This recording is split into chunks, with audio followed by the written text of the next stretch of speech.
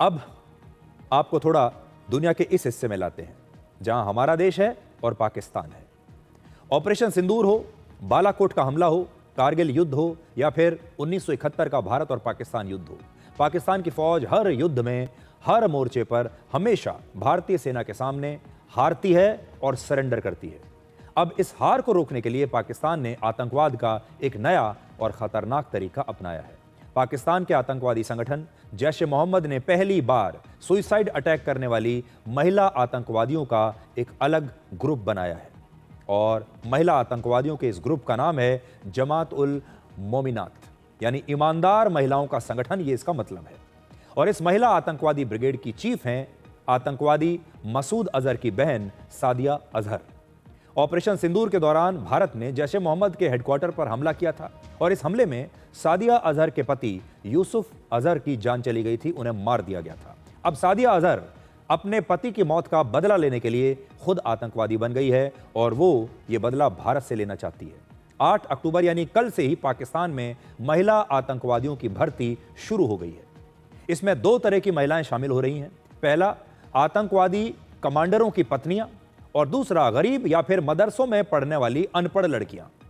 यानी पाकिस्तान पुरुषों के साथ साथ अब महिलाओं को भी जिहाद के नाम पर आतंकवादी बना रहा है और भारत पर नए तरीके से अब आतंकवादी हमलों की योजना बनाई जाएगी। इससे पहले जो आप आतंकवादी देखा करते थे, आते थे सीमा पार करके पाकिस्तान से, अब हो सकता है आपको ऐसी महिला आतंकवादी भी सीमा पार करके भारत में प्रवेश करती हुई नजर आए और इन पर किसी को शक भी नहीं होगा।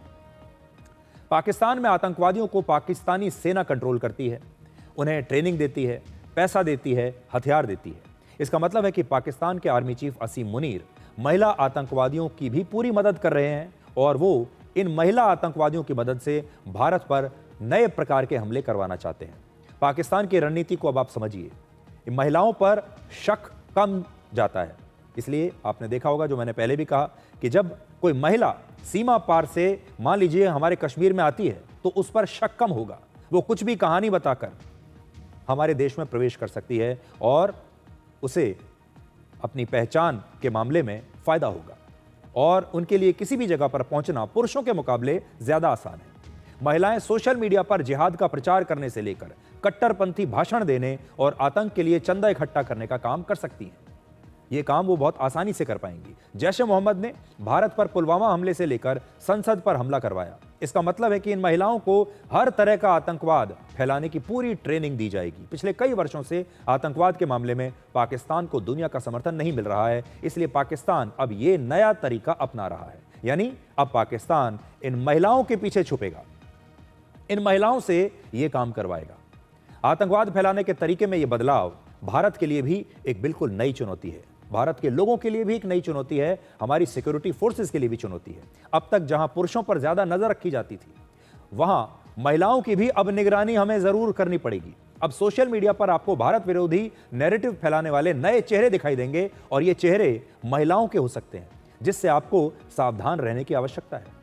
महिला आतंकवादियों को इससे पहले दूसरे आतंकवादी संगठन भी रिक्रूट करते रहे हैं, जैसे अल-कायदा, ISIS, बोको हराम, LTTE और हमास जैसे संगठन पहले से ही महिलाओं को इस्तेमाल करते आए हैं। यह आतंकवाद का एक बदलता ट्रेंड है, आतंकवाद का एक नया तरीका है और आतंकवाद का एक नया चेहरा है, जो अब हमारी चुनौतियों को और ज्यादा बढ़ा सकता है। हमारे जो भारत के सुरक्षा बल हैं, उन्हें तो अब और ज्यादा चौकन्ना रहने की आवश्यकता है ही, लेकिन जो भारत के लोग हैं, अब आपको भी और ज्यादा चौकन्ना रहने की जरूरत पड़ेगी, क्योंकि हो सकता है कि किसी महिला के वेश में भी आपको कोई आतंकवादी अब नजर आ जाए, आपके आसपास ही हो।